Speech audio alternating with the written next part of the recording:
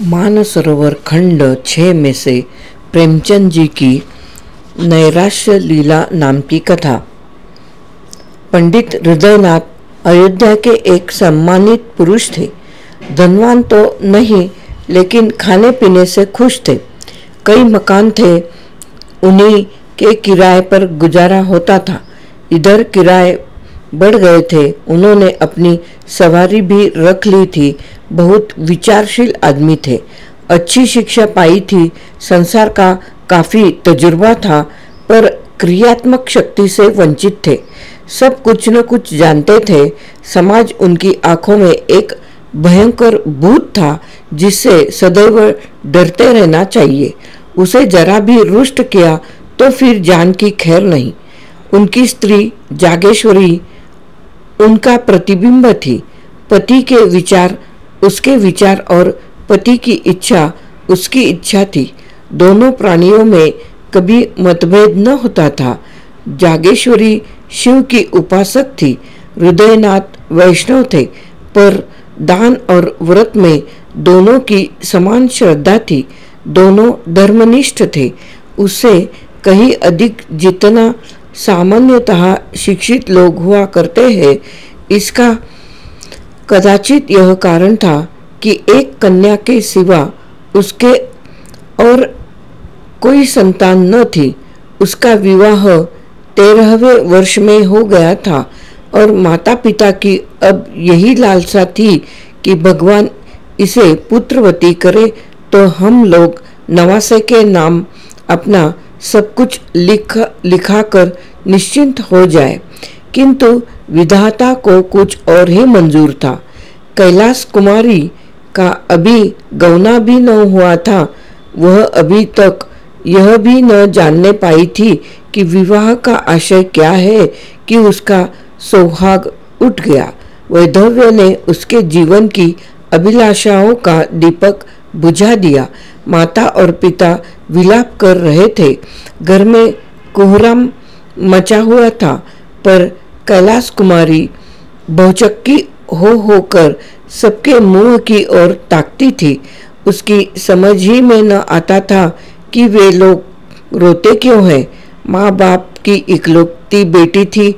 माँ बाप के अतिरिक्त वह किसी तीसरे व्यक्ति को अपने लिए आवश्यक न समझती थी। उसकी सुख कल्पनाओं में अभी तक पति का प्रवेश न हुआ था। वह समझती थी स्त्रियां पति के मरने पर इसलिए रोती है कि वह उसका और बच्चों का पालन करता है। मेरे घर में किसी बात की कमी है? मुझे इसकी क्या चिंता है कि खाएंगे क्या, पहनेंगे क्या। मुझे जिस चीज़ की ज़रूरत होगी बापूजी तुरंत ला देंगे। अम्मा से जो चीज़ मांगूंगी वह दे देगी। फिर रोऊं क्यों? वह अपनी माँ को रोते देखती तो रोती, पति के शोक से नहीं, माँ के प्रेम से। कभी सोचती शायद यह लोग इसलिए रोते हैं कि कहीं मैं कोई ऐसी चीज़ न मांग बैठूं जिसे वह दे न सके। तो मैं ऐसी चीज़ मांगूंगी ही क्यों? मैं अब भी तो उनसे कुछ नहीं मांगती। वह खुद ही मेरे लिए एक न एक चीज़ रोज लाते रहते हैं। क्या मैं अब कुछ हो जाऊंगी? क्या मैं अब कुछ और हो जाऊंगी? इधर माता का यह हाल था कि बेटी की सूरत देखते ही आंखों से आंसू की झड़ी लग जाती। बाप की दशा और भी करुणाजनक थी। घर में आना जाना छोड़ दिया। सिर पर हाथ धरे कमरे में अकेले उदास बैठे रहते। उसे विशेष दुख इस बात का था कि सहेलियां भी अब उसके साथ खेलने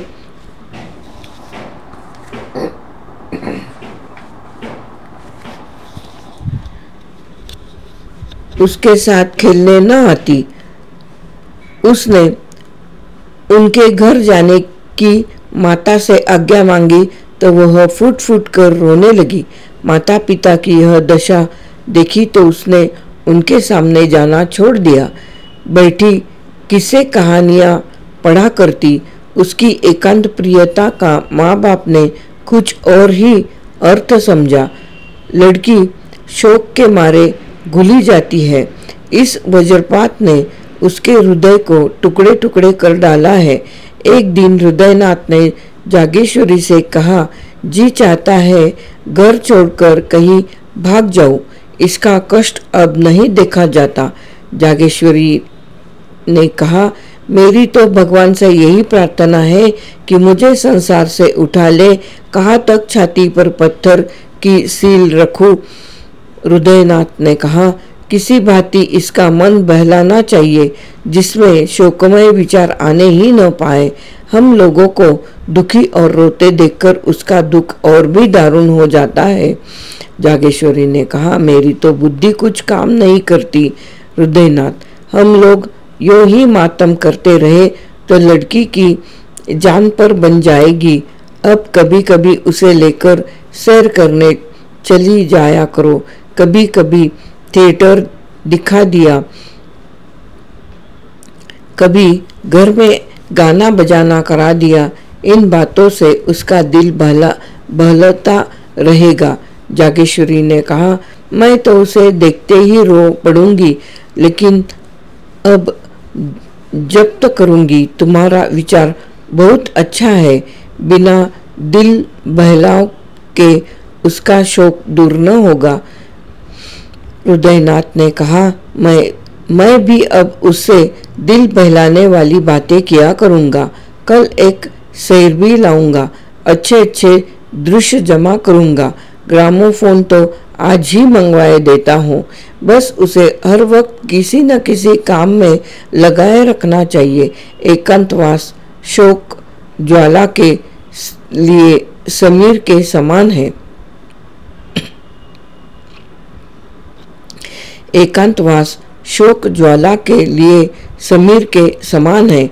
उस दिन से जागेश्वरी ने कैलाश कुमारी के लिए विनोद और प्रमोद के सामान जमा करने शुरू किए। कैलाशी माँ के पास आती तो उसकी आंखों में आंसू की बूंदें न दिखती, ओठों पर हंसी की आत्मा दिखाई देती। वह मुस्कुराकर कहती, बेटी आज थिएटर में बहुत अच्छा तमाशा होने वाला है, चलो देख आए। कभी गंगा स्नान की ठहरती, वहाँ माँ बेटी किश्ती पर बैठकर नदी में जल विहार करती। कभी दोनों संध्या समय पार्क की ओर चली जाती। धीरे धीरे सहेलियाँ भी आने लगी। कभी सबकी सब बैठकर ताश खेलती, कभी गाती बजाती। पंडित हृदयनाथ ने भी विनोद की सामग्रियाँ जुटाई। कैलाशी को देखते ही मन मग्न होकर बोलते, बेटी आओ, तुम्हें आज कश्मीर के दृश्य दिखाओ। कभी कहते, आओ आज स्विट्जरलैंड की अनुपम झांकी और झरनों की छटा देखे। कभी ग्रामोफोन बजाकर उसे सुनाते। कैलाशी इस सैर सपाटों का खूब आनंद उठाती। इतने सुख से उसके दिन कभी न गुजरे थे। इस भांति 2 वर्ष बीत गए। कैलाशी सैर तमाशे की इतनी आदी हो गई कि एक दिन भी थिएटर न जाती तो बेकल सी होने लगती। मनोरंजन नवीनता का दास है और समानता का शत्रु। थिएटरों के बाद सिनेमा की सनक सवार हुई। सिनेमा के बाद मिसमेरिज्म और हिप्नोटिज्म के तमाशों की ग्रामोफोन के नए रिकॉर्ड आने लगे।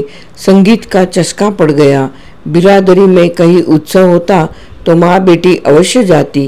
कैलाशी नित्य इसी नशे में डूबी रहती। चलती तो कुछ गुनगुनाती हुई, किसी से बात करती तो वही थिएटर और सिनेमा की। भौतिक संसार से अब कोई वास्ता न था। अब उसका निवास कल्पना संसार में था। दूसरे लोक की निवासीन होकर उसे प्राणियों से कोई सहानुभूति न रही। किसी के दुख पर जरा दया न आती। स्वभाव में उछृंखलता का विकास हुआ। अपनी सुरुचि पर गर्व करने लगी। सहेलियों से डिंगे मारती। यहाँ के लोग मूर्ख हैं, यह सिनेमा की कद्र क्या करेंगे, इसकी कद्र तो पश्चिम के लोग करते हैं। वहाँ मनोरंजन की सामग्रियाँ उतनी ही आवश्यक है जितनी हवा, तभी तो वे उतने प्रसन्नचित रहते हैं, मानो किसी बात की चिंता ही नहीं। यहाँ किसी को इसका रस ही नहीं। जिन्हें भगवान ने सामर्थ्य भी दिया है, वह भी सरे शाम से मुंह ढाक कर पड़े रहते हैं। सहेलियां कैलाशी की यह गर्वपूर्ण बातें सुनती और उसकी और भी प्रशंसा करती। वह उनका अपमान करके आवेग में आप ही हास्यास्पद बन जाती थी। पड़ोसियों में इन सैर सपाटों की चर्चा होने लगी। लोक सम्मति किसी की रियायत नहीं करती। लोक सम्मति किसी की रियायत नहीं करती। किसी ने सिर पर टोपी टेढ़ी रखी और पड़ोसियों ने की आंखों में चुभा। कोई जरा अकड़ कर चला और पड़ोसियों ने आवाजें किसी विधवा के लिए पूजा पाठ है, तीर्थ व्रत है, मोटा खाना है, मोटा पहनना है, उसे विनोद और विलास, राग और रंग की क्या जरूरत, विधाता ने उसके सुख के द्वार बंद कर दिए हैं। लड़की प्यारी सही, लेकिन शर्म और हया भी तो कोई चीज़ है। जब माँ बाप ही उसे सिर चढ़ाए हुए है तो उसका क्या दोष। मगर एक दिन आंखें खुलेंगी अवश्य। महिलाएं कहती, बाप तो मर्द है, लेकिन माँ कैसी है, उसकी जरा भी विचार नहीं कि दुनिया का क्या कहेगी। कुछ नहीं कि एक दुलारी बेटी थोड़े ही है। इस भांति मन बढ़ाना अच्छा नहीं। कुछ दिनों तक तो यह खिचड़ी आपस में पकती रही। अंत को एक दिन कई महिलाओं ने जागेश्वरी के घर पदार्पण किया। जागेश्वरी ने उनका बड़ा आदर सत्कार किया। कुछ देर तक इधर उधर की बातें करने के बाद एक महिला बोली, महिलाएं रहस्य की बातें करने में बहुत अभ्यस्त होती है। बहन, तुम्हें मजे में हो कि हंसी खुशी में दिन काट देती हो। बहन, तुम ही मजे में हो कि हंसी खुशी में दिन काट देती हो। हमें तो दिन पहाड़ हो जाता है। न कोई काम न धंधा, कोई कहाँ तक बातें करे। दूसरी देवी ने आंखें मटका कर कहा, अरे तो यह तो भाग्य की बात है। सभी के दिन हंसी खुशी से कटे तो रोए कौन। यहाँ तो सुबह से शाम तक चक्की चूल्हे से छुट्टी नहीं मिलती। किसी बच्चे को दस्त आ रहे हैं तो किसी को ज्वर चढ़ा हुआ है, कोई मिठाइयों की रट रहा है तो कोई पैसों के लिए महनामत मचाए हुए है। दिन भर हाय हाय करते बीत जाता है। सारा दिन कठपुतलियों की भांति नाचती हूँ। तीसरी रमणी ने इस कथन का रहस्यमय भाव से विरोध किया। भाग्य की बात नहीं, वैसा दिल चाहिए। तुम्हें तो कोई राज सिंहासन पर बिठा दे तब भी तस्कीन न होगी, तब और भी हाय हाय करोगी। इस पर एक वृद्धा ने कहा, नौज ऐसा दिल, यह भी कोई दिल है कि घर में चाहे आग लग जाए, दुनिया में कितना ही उपवास हो रहा हो, लेकिन आदमी अपने राग रंग में मस्त रहे। वह दिल है कि पत्थर। हम गृहिणी कहलाती है। हमारा काम है अपनी गृहस्थी में रत रहना, आमोद प्रमोद में दिन काटना हमारा काम नहीं। और महिलाओं ने इस निर्दय व्यंग पर लज्जित होकर सिर झुका लिया। वे जागेश्वरी की चुटकियां लेनी चाहती थी। उसके साथ बिल्ली और चूहे की निर्दयी क्रीड़ा करना चाहती थी। आहत को तड़पाना उनका उद्देश्य था। इसी खुली हुई चोट ने उनके पर पीड़न प्रेम के लिए कोई गुंजाइश न छोड़ी। किंतु जागेश्वरी को ताड़ना मिल गई। स्त्रियों के विदा होने के बाद उसने जाकर पति से यह सारी कथा सुनाई। हृदयनाथ उन पुरुषों में न थे जो प्रत्येक अवसर पर अपनी आत्मिक स्वाधीनता का स्वांग भरते हैं।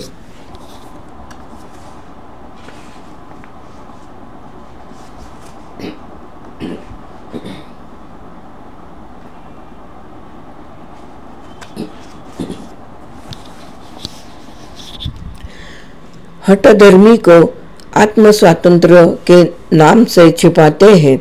वह सचिव भाव से बोले तो अब क्या होगा? सचिव भाव मतलब मित्र साथी का भाव। तो अब क्या होगा? जागेश्वरी बोली, तुम्हें कोई उपाय सोचो। हृदयनाथ बोले, पड़ोसियों ने जो आक्षेप किया है वह सर्वथा उचित है। कैलाश कुमारी के स्वभाव में मुझे एक विचित्र अंतर दिखाई दे रहा है। मुझे स्वयं ज्ञात हो रहा है कि उसके मन बहलाव के लिए हम लोगों ने जो उपाय निकाला है वह मुनासिब नहीं है। उनका यह कथन सत्य है कि विधवाओं के लिए यह आमोद प्रमोद वर्जित है। अब हमें यह परिपाटी छोड़नी पड़ेगी। जोगेश्वरी ने कहा, लेकिन कैलाशी तो इन खेल तमाशों के बिना एक दिन भी नहीं रह सकती। हृदयनाथ ने कहा, उसकी मनोवृत्तियों को बदलना पड़ेगा। शनै शनै यह विलासोन्माद शांत होने लगा। वासना का तिरस्कार किया जाने लगा। पंडित जी संध्या समय ग्रामोफोन न बजाकर कोई धर्म ग्रंथ पढ़कर सुनाते। स्वाध्याय, संयम, उपासना में माँ बेटी रत रहने लगती। कैलाशी को गुरुजी ने दीक्षा दी। मोहल्ले और बिरादरी की स्त्रियां आई। उत्सव मनाया गया। माँ बेटी अब किश्ती पर सैर करने के लिए गंगा न जाती, बल्कि स्नान करने के लिए मंदिरों में नित्य जाती। दोनों एकादशी का निर्जल व्रत रखने लगी। कैलाशी को गुरुजी के नित्य संध्या समय धर्मोपदेश करते। कुछ दिनों तक तो कैलाशी को यह विचार परिवर्तन बहुत कष्टजनक मालूम हुआ, पर धर्मनिष्ठा नारियों का स्वाभाविक गुण है। थोड़े ही दिनों में उसे धर्म से रुचि हो गई। अब उसे अपनी अवस्था का ज्ञान होने लगा था। विषय वासना से चित्त अपने आप ही खींचने लगा। पति का यथार्थ आशय समझ में आने लगा था। पति ही स्त्री का सच्चा पथ प्रदर्शक और सच्चा सहायक है। पति विहीन होना किसी घोर पाप का प्रायश्चित है। मैंने पूर्व जन्म में कोई अकर्म किया होगा। पति देव जीवित होते तो मैं फिर माया में फंस जाती। प्रायश्चित का अवसर कहाँ मिलता।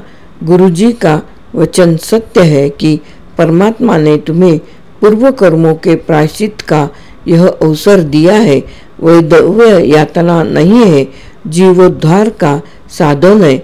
मेरा उद्धार त्याग, विराग, भक्ति और उपासना से होगा। कुछ दिनों के बाद उसकी धार्मिक वृत्ति इतनी प्रबल हो गई कि अन्य प्राणियों से वह पृथक रहने लगे। किसी को न छूती, महरियों से दूर रहती, सहेलियों से गले तक न मिलती। दिन में 2-2, 3-3 बार स्नान करती। हमेशा कोई न कोई धर्म ग्रंथ पढ़ा करती। साधु महात्माओं के सेवा सत्कार में उसे आत्मिक सुख प्राप्त होता। जहाँ किसी महात्मा के आने की खबर पाती, उनके दर्शनों के लिए विकल हो जाती। उनकी अमृतवाणी सुनने से ही जी न भरता। मन संसार से विरक्त होने लगा। तल्लीनता की अवस्था प्राप्त हो गई। घंटों ध्यान और चिंतन में मग्न रहती।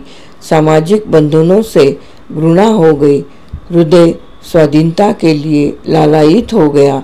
यहाँ तक कि 3 ही वर्षों में उसने संन्यास ग्रहण करने का निश्चय कर लिया। माँ बाप को यह समाचार ज्ञात हुआ तो होश उड़ गए।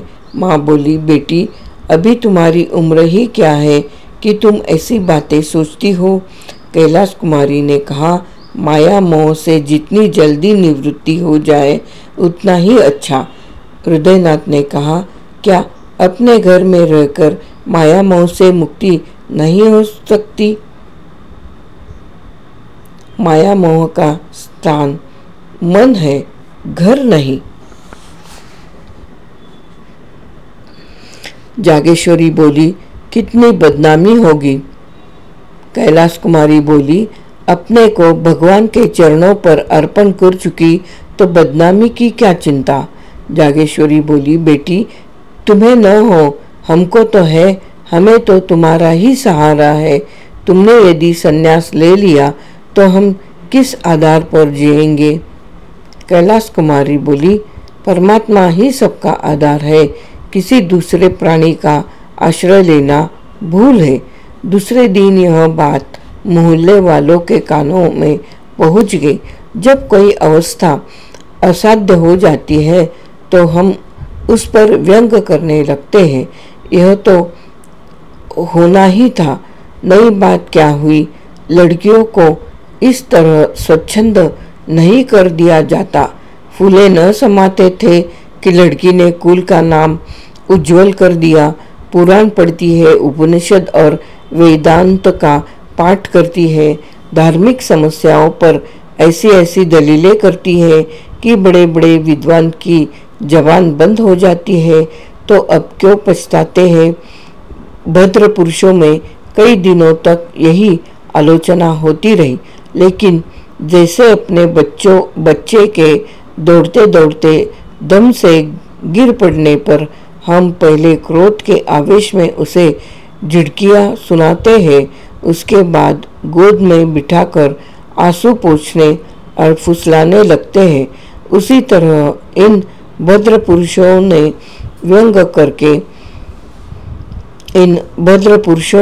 व्यंग के बाद इस गुत्थी को सुलझाने का उपाय सोचना शुरू किया। कई सज्जन हृदयनाथ के पास आए और सिर झुकाकर बैठ गए। विषय का आरंभ कैसे हो। कई मिनट के बाद एक सज्जन ने कहा, सुना है डॉक्टर गौड़ का प्रस्ताव आज बहुमत से स्वीकृत हो गया।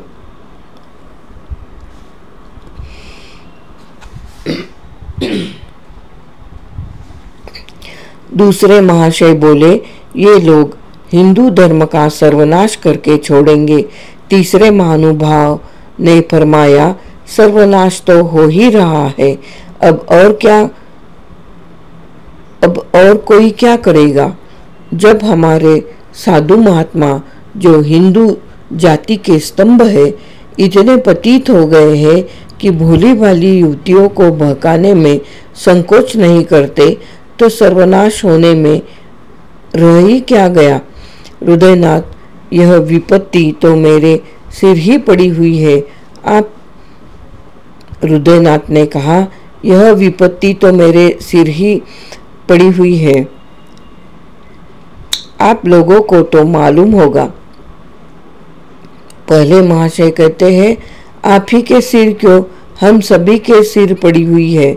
दूसरे महाशय ने कहा, समस्त जाति के सिर कहिए। पहले महाशय ने कहा, आपने समझाया नहीं। हृदयनाथ ने कहा, समझा के हार गया, कुछ सुनती ही नहीं। तीसरे महाशय ने कहा, पहले ही भूल हुई, उसे इस रास्ते पर डालना ही न चाहिए था। पहले महाशय, उस पर पछताने से क्या होगा। पहले महाशय ने कहा, उस पर पछताने से क्या होगा, सिर पर जो पड़ी है उसका उपाय सोचना चाहिए। आपने समाचार पत्रों में देखा होगा, कुछ लोगों की सलाह है कि विधवाओं से अध्यापकों का काम लेना चाहिए। यद्यपि मैं इसे बहुत अच्छा नहीं समझता, पर सन्यासिनी बनने से तो कहीं अच्छा है। लड़की अपनी आंखों के सामने तो रहेगी। अभिप्राय केवल यही है। कि कोई ऐसा काम होना चाहिए जिसमें लड़की का मन लगे। किसी अवलंबन के बिना मनुष्य के भटक जाने की शंका सदैव बनी रहती है। जिस घर में कोई नहीं रहता उसमें चमगादड़ बसेरा बना लेते हैं। दूसरे महाशय ने कहा, सलाह तो अच्छी है, मोहल्ले की 10-5 कन्याएं पढ़ने के लिए बुला ली जाए, उन्हें किताबें, गुड़िया आदि इनाम मिलता रहे तो बड़े शौक से आएगी। लड़की का मन तो लग जाएगा।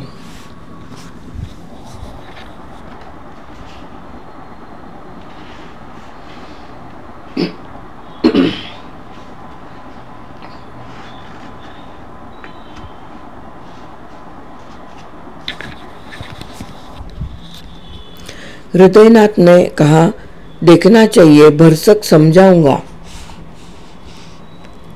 जो ही ये लोग विदा हुए, हृदयनाथ ने कैलाश कुमारी के सामने यह तजवीज पेश की। कैलाश कुमारी को संन्यस्त के उच्च पद के सामने अध्यापिका बनना अपमानजनक जान पड़ता था। कहा, वह महात्माओं का सत्संग, वह पर्वतों की गुफा, वह सुरम्य प्राकृतिक दृश्य, वह हिम राशि की ज्ञानमय ज्योति, वह मानसरोवर और कैलाश की शुभ्र छटा, वह आत्मदर्शन की विशाल कल्पनाएं। और कहा, बालिकाओं को चिड़ियों की भांति पढ़ाना। लेकिन हृदयनाथ कई दिनों तक लगातार सेवा धर्म का महात्म्य उसके हृदय पर अंकित करते रहे। सेवा ही वास्तविक संन्यास है।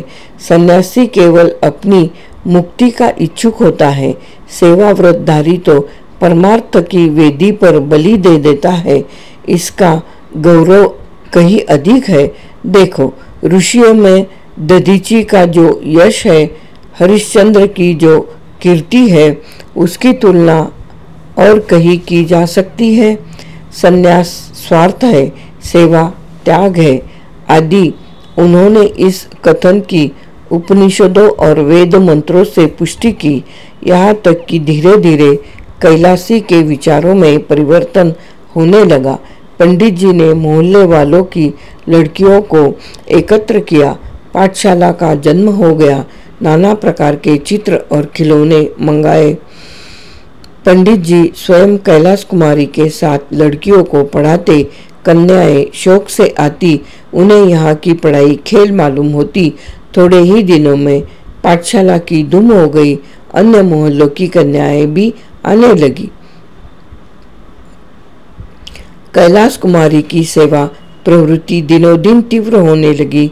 दिन भर लड़कियों को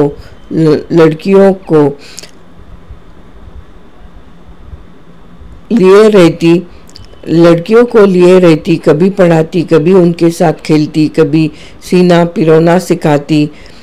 पाठशाला ने परिवार का रूप धारण कर लिया। कोई लड़की बीमार हो जाती तो तुरंत उसके घर जाती, उसकी सेवा शुश्रूषा करती, गाकर या कहानियाँ सुनाकर उसका दिल बहलाती। पाठशाला को खुले हुए साल भर हुआ था। एक लड़की को जिसने वह बहुत प्रेम करती थी, चेचक निकल आई। कैलाशी उसे देखने गई। माँ बाप ने बहुत मना किया पर उसने न माना। कहा, तुरंत लौट आऊंगी। लड़की की हालत खराब थी। कहा तो रोते रोते तालू सूखता था। कहा कैलाशी को देखते ही मानो सारे कष्ट भाग गए। कैलाशी 1 घंटे तक वही रही। लड़की बराबर उससे बातें करती रही, लेकिन जब वह चलने को उठी तो लड़की ने रोना शुरू कर दिया। कैलाशी मजबूर होकर बैठ गई। थोड़ी देर के बाद जब वह फिर उठी तो फिर लड़की की यह दशा हो गई। लड़की उसे किसी तरह छोड़ती ही न थी। सारा दिन गुजर गया। रात को भी लड़की ने न जाने दिया। हृदयनाथ उसे बुलाने को बार बार आदमी भेजते, पर वह लड़की को छोड़कर न जा सकती। उसे ऐसी शंका होती थी कि मैं यहाँ से चली और लड़की हाथ से गई। उसकी माँ विमाता थी। इससे कैलाशी को उसके ममत्व पर विश्वास न होता था। इस प्रकार वह 3 दिनों तक वहां रही। आठों पहर बालिका के सिरहाने बैठी पंखा जलती रही। बहुत थक जाती तो दीवार से पीठ टेक देती। चौथे दिन लड़की की हालत बहुत संभलती हुई मालूम हुई तो वह अपने घर आई, मगर अभी स्नान भी न करने पाई थी कि आदमी पहुंचा। जल्दी चलिए, लड़की रो रो कर जान दे रही है। हृदयनाथ ने कहा, कह दो अस्पताल से कोई नर्स बुला ले। कैलाश कुमारी, दादा आप व्यर्थ में झिंझलाते हैं। कैलाश कुमारी ने कहा, दादा आप व्यर्थ में झिंझलाते हैं। उस बेचारी की जान बच जाए, मैं 3 दिन नहीं 3 महीने उसकी सेवा करने को तैयार हूँ। आखिर यह देह किस दिन काम आएगी।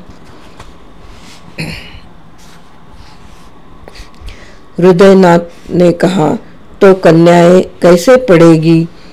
कैलाशी, 2-1 दिन में वह अच्छी हो जाएगी। दाने मुरझाने लगे हैं। तब तक आप जरा इन लड़कियों की देखभाल करते रहिएगा। हृदयनाथ ने कहा, यह बीमारी छूत से फैलती है। कैलाशी ने कहा हंसकर, मर जाऊंगी तो आपके सिर से एक विपत्ति टल जाएगी। यह कहकर उसने उधर की राह ली। भोजन की थाली परसी रह गई। तब हृदयनाथ ने जागेश्वरी से कहा, जान पड़ता है बहुत जल्द यह पाठशाला भी बंद करनी पड़ेगी। जागेश्वरी ने कहा, बिना मांझी के नाव पार लगाना बहुत कठिन है। जिधर हवा पाती है उधर ही बह जाती है। हृदयनाथ ने कहा, जो रास्ता निकालता हूँ वही कुछ दिनों के बाद किसी दलदल में फंसा देता है।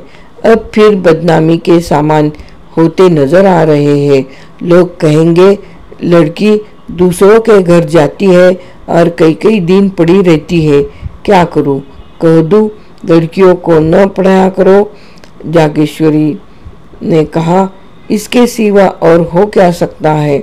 कैलाश कुमारी 2 दिन बाद लौटी तो हृदयनाथ ने पाठशाला बंद कर देने की समस्या उसके सामने रखी। कैलाशी ने तीव्र स्वर में कहा, अगर आपको बदनामी का इतना भय है तो मुझे विष दे दीजिए। इसके सिवा बदनामी से बचने का और कोई उपाय नहीं है। हृदयनाथ ने कहा, बेटी संसार में रहकर तो संसार की सी करनी ही पड़ेगी। कैलाशी ने कहा, तो कुछ मालूम भी हो कि संसार मुझसे क्या चाहता है। मुझ में जीव है, चेतना है, जड़ क्यों कर बन जाओ। मुझसे यह नहीं हो सकता कि अपने को अभागिनी दुखिया समझूं और एक टुकड़ा रोटी खाकर पड़ी रहूं। ऐसा क्यों करूं। संसार मुझे जो चाहे समझे, मैं अपने को अभागिनी नहीं समझती। मैं अपने आत्मसम्मान की रक्षा आप कर सकती हूँ। मैं इसे अपना घोर अपमान समझती हूँ कि पग पग पर मुझ पर शंका की जाए। नित्य कोई चरवाहो की भांति मेरे पीछे लाठी लिए घूमता रहे कि किसी खेत में न जा पड़ूं। यह दशा मेरे लिए असह्य है। यह कहकर कैलाश कुमारी वहां से चली गई कि कहीं मुंह से अनर्गल शब्द न निकल पड़े। इधर कुछ दिनों से उसे अपनी बेकसी का यथार्थ ज्ञान होने लगा था। स्त्री पुरुष की कितनी अधीन है। मानो स्त्री को विधाता ने इसलिए बनाया है कि पुरुषों के अधीन रहे। यह सोचकर वह समाज के अत्याचार पर दांत पीसने लगती थी।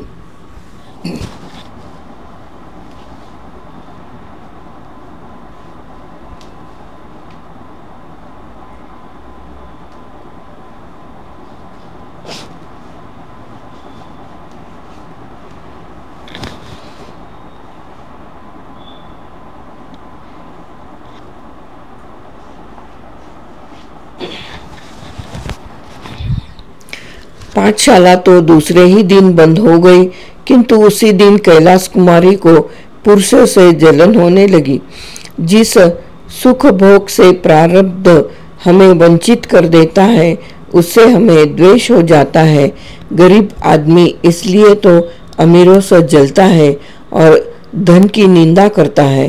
कैलाशी बार बार झुंझलाती कि स्त्री क्यों पुरुषों का आश्रय चाहे, उसका मुंह ताके, इसलिए न कि स्त्रियों में अभिमान नहीं है, आत्मसम्मान नहीं है। नारी हृदय के कोमल भाव से उसे कुत्ते का दुम हिलाना मालूम होने लगे। प्रेम कैसा, यह सब ढोंग है।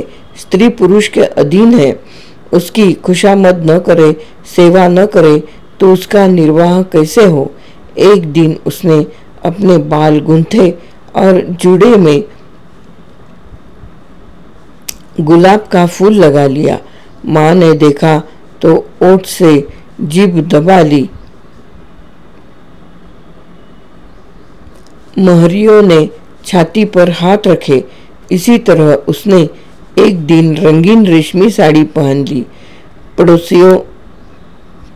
पड़ोसियों में इस पर खूब आलोचनाएं हुई।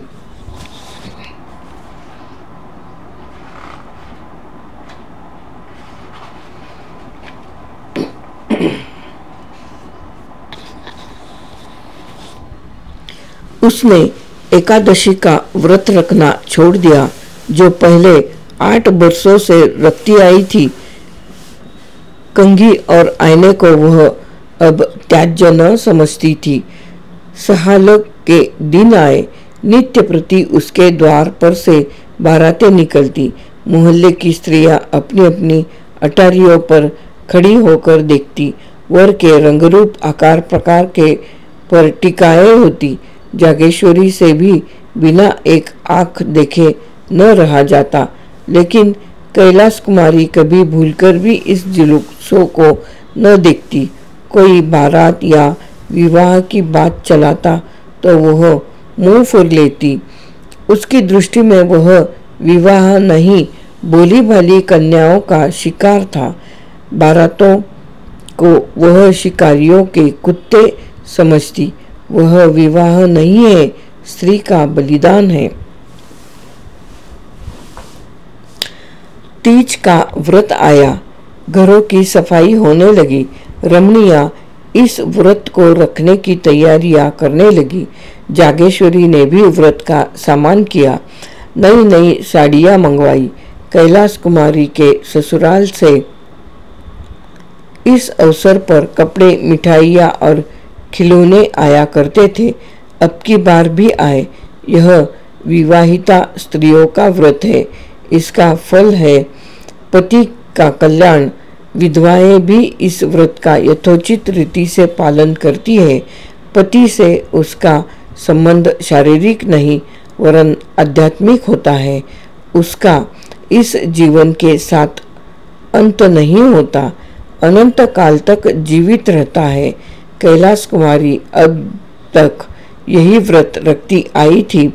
अब कि उसने निश्चय किया, मैं व्रत न रखूंगी। माँ ने सुना तो माथा ठोक कर बोली, बेटी यह व्रत रखना धर्म है। कैलाश कुमारी बोली, पुरुष भी स्त्रियों के लिए कोई व्रत रखते हैं?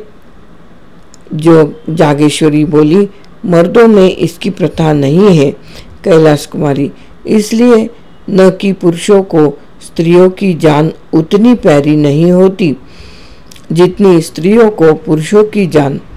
जागेश्वरी बोली, स्त्रियां पुरुषों की बराबरी कैसे कर सकती है?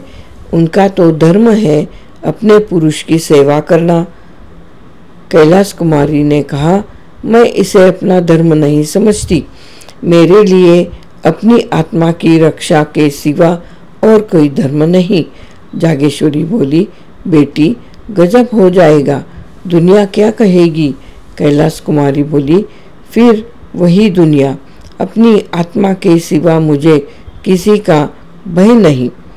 हृदयनाथ ने जागेश्वरी से यह बातें सुनी तो चिंता सागर में डूब गए। इन बातों का क्या आशय क्या आत्मसम्मान का भाव जागृत हुआ है या नैराश्य की क्रूर क्रीड़ा है? धनहीन प्राणी को जब कष्ट निवारण का कोई उपाय नहीं रह जाता तो वह लज्जा को त्याग देता है।